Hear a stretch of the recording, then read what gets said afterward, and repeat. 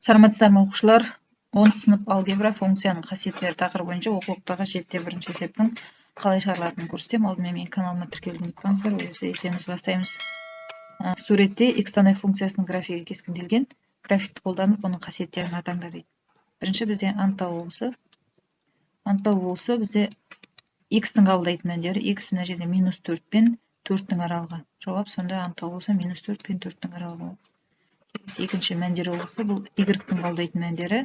Сондықтан жауап -2 мен 4-тің аралығы мәндері болып табылады. Келесі үшінші бізде функцияның өсу кемуі.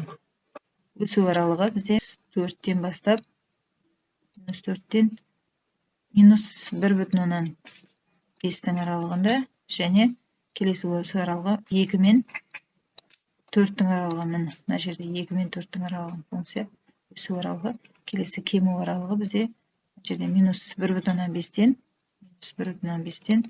2-ге дейін, мына жер 2-ге дейін аралық функция кемейді. Келесі төртінші таңба тұрақтылық аралықтары, яғни функцияның оң мәндер қабылдайтын аралық. Оң мәндер қабылдайды функция x өсінен жоғары болатын бөлігі. Ол бізде мына жерде және мына жерде оң мән қабылдайды, және мына жерден мына жерге де оң мән қабылдайды. Бұл деген бізде -3,5 -3,5 пен жерде -0,8-ге дейін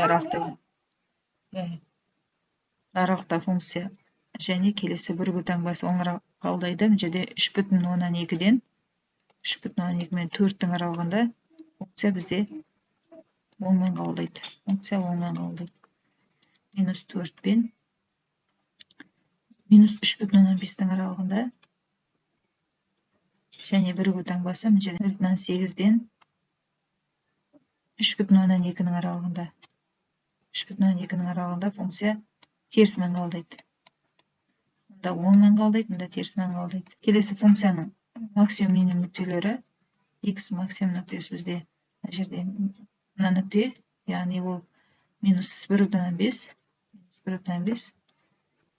X минимум нүктесі мына 2 минимум нүктесі.